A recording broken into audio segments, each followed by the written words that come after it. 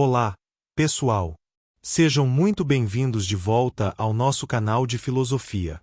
Depois de explorarmos as raízes do pensamento ocidental com os pré-socráticos e os gigantes do período clássico, Sócrates, Platão e Aristóteles, e de entendermos a busca pela tranquilidade no helenismo e em Roma, nossa jornada nos leva agora a um novo cenário, a Idade Média.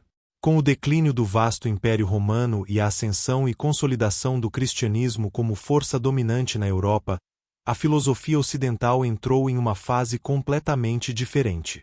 As perguntas mudaram. Se antes a grande questão era a natureza do cosmos ou a busca pela felicidade individual, agora o palco era dominado por um diálogo complexo e fascinante entre a fé e a razão. Como conciliar a verdade revelada das escrituras sagradas com o pensamento lógico e racional herdado dos gregos? Essa se tornou a grande tarefa dos filósofos medievais. A Igreja Católica, nesse período, não era apenas uma instituição religiosa, mas também a principal guardiã do conhecimento e da cultura. Assim, a filosofia se desenvolveu em estreita relação com a teologia, buscando não contestar a fé, mas sim compreendê-la, defendê-la e sistematizá-la usando as ferramentas da razão. Era a razão a serviço da fé, ou, como muitos diziam, a filosofia como serva da teologia. Patrística: os padres da Igreja e a síntese agustiniana. O primeiro grande momento dessa nova fase é a patrística, que se estende aproximadamente do século II ao século VIII. Esse nome vem dos padres da Igreja, os primeiros pensadores cristãos que defenderam e sistematizaram as doutrinas fundamentais do cristianismo diante de heresias e perseguições.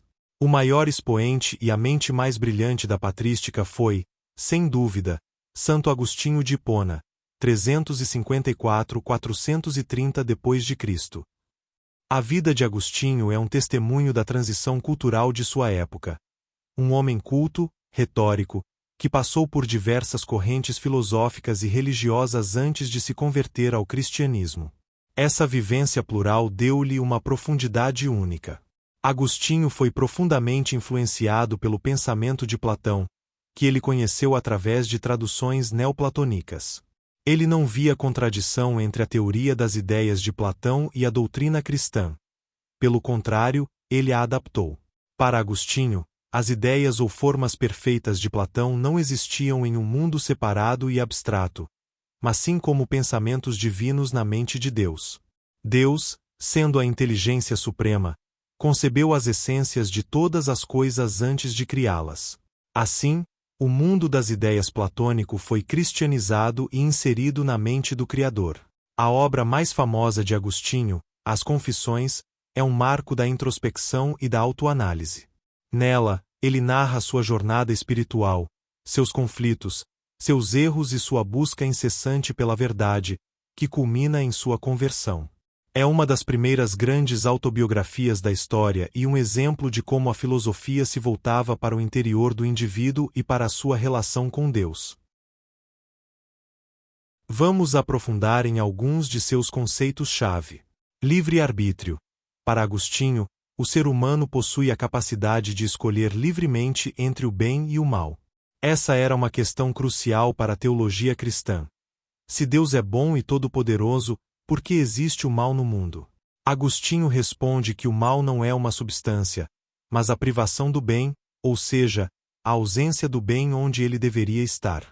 E essa privação é resultado da escolha humana.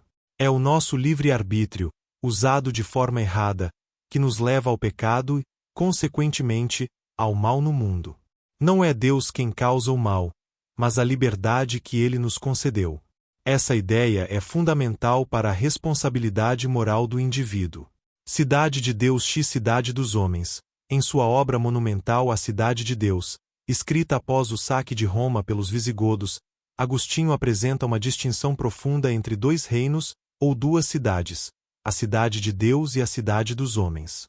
A cidade de Deus representa o reino espiritual, a comunidade dos justos, daqueles que amam a Deus e buscam a salvação. É o reino da graça divina.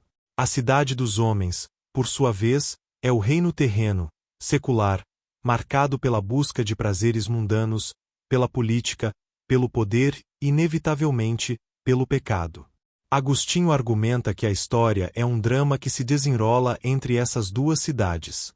Embora vivamos na cidade dos homens, nossos corações e nossa verdadeira pátria pertencem à cidade de Deus.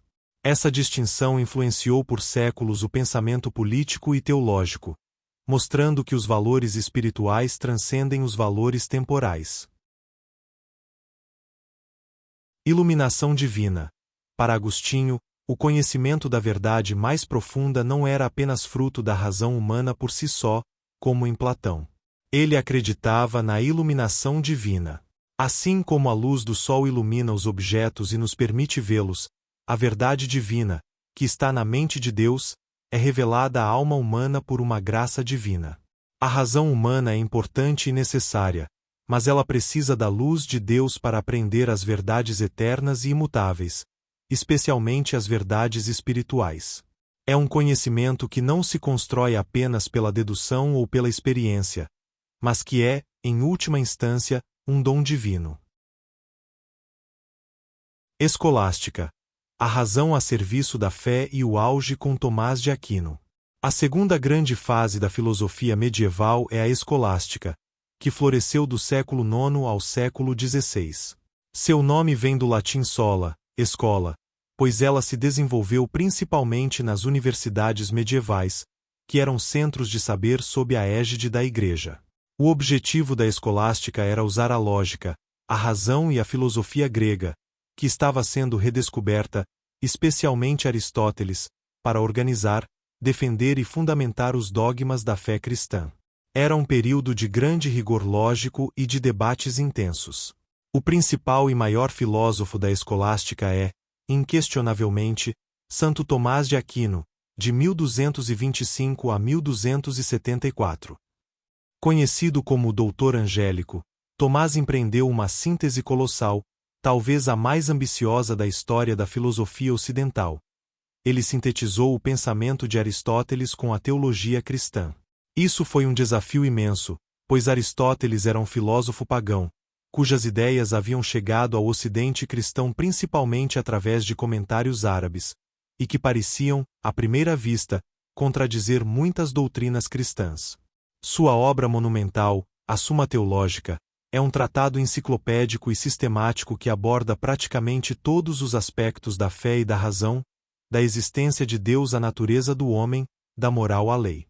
Ela é um exemplo da mente medieval em seu auge, buscando harmonizar todo o conhecimento em um grande sistema. Vamos explorar alguns de seus conceitos-chave. Há 5 vias para provar a existência de Deus. Ao contrário de Agostinho, que enfatizava a iluminação divina, Tomás de Aquino acreditava que a existência de Deus poderia ser provada pela razão natural, partindo da observação do mundo. Ele formulou suas famosas 5 vias, ou 5 modos, para demonstrar a existência de Deus. São argumentos racionais que partem de fatos observáveis na realidade, por uma cadeia de raciocínio lógico, concluem a necessidade de um primeiro motor, uma causa primeira. Por exemplo, primeira via, do movimento tudo o que se move é movido por algo. Não pode haver uma cadeia infinita de motores. Logo, deve haver um primeiro motor imóvel, Deus. Segunda via, da causa eficiente nada é causa de si mesmo. Tudo tem uma causa. Não pode haver uma cadeia infinita de causas. Logo, deve haver uma causa primeira incriada, Deus. Terceira via, da contingência e necessidade as coisas no mundo são contingentes, podem existir ou não existir. Se tudo fosse contingente, em algum momento nada teria existido. Mas o mundo existe. Logo, deve haver um ser necessário, Deus. As outras vias se baseiam na gradação de perfeição e na ordem do universo. Essas vias mostram a confiança de Tomás na capacidade da razão humana de chegar a verdades fundamentais. Distinção entre fé e razão. Para Tomás, fé e razão são distintas, mas não contraditórias. Elas são como 2 fontes de conhecimento que vêm de Deus, e, portanto, não podem se opor. A razão pode nos levar a certas verdades sobre Deus e o mundo, como a existência de Deus via as 5 vias. Ela pode também preparar o caminho para a fé, esclarecer seus mistérios e defender seus dogmas contra objeções. No entanto, a fé transcende a razão. Há verdades que são acessíveis apenas pela fé, como a Trindade ou a encarnação de Cristo, que não podem ser plenamente compreendidas pela razão, mas também não a contradizem. A razão é limitada, mas útil. A fé completa a razão, revelando verdades mais elevadas. Metafísica aristotélica. Tomás de Aquino utilizou extensivamente os conceitos metafísicos de Aristóteles para construir sua teologia. Ele adaptou conceitos como potência e ato, matéria e forma. Por exemplo, para explicar a criação, ele usou a ideia de que Deus é o ato puro, ou seja, pura existência, sem potência para ser algo diferente. As criaturas, por sua vez, são uma mistura de potência e ato, sempre em processo de atualização. A alma e o corpo, para Tomás, não são entidades separadas como em Platão, que via o corpo como prisão da alma, mas uma união substancial, onde a alma é a forma do corpo. Essa adaptação de Aristóteles permitiu uma compreensão mais naturalista e integrada da criação e da natureza humana, longe das dualidades platônicas. Guilherme de Ockham.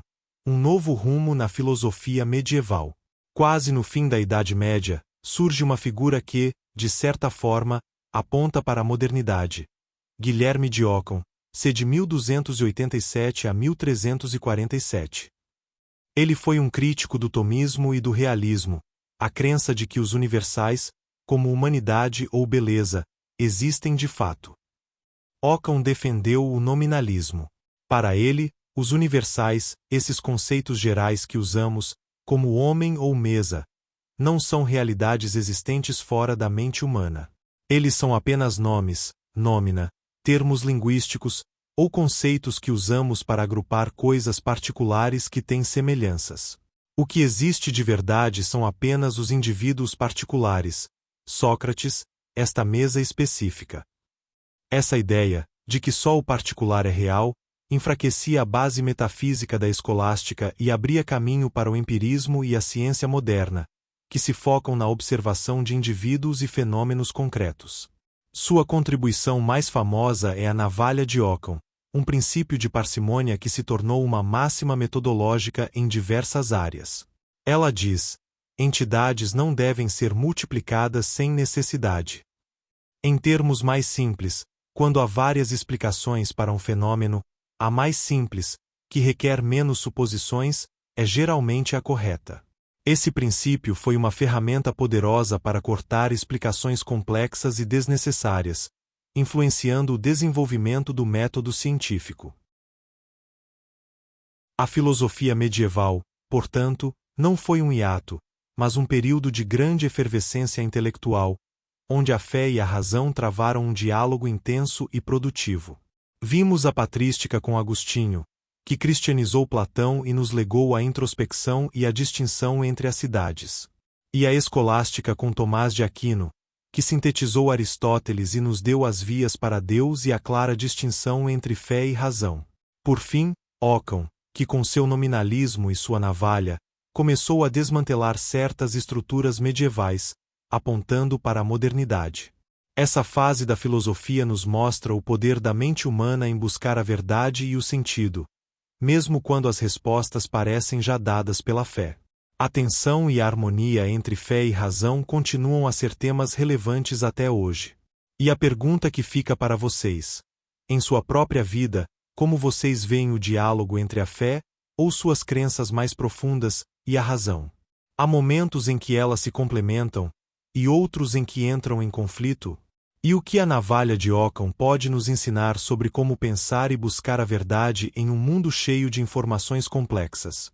Pensem nisso, compartilhem suas ideias nos comentários, e no nosso próximo encontro, vamos abrir as portas para a filosofia moderna e as grandes revoluções do pensamento.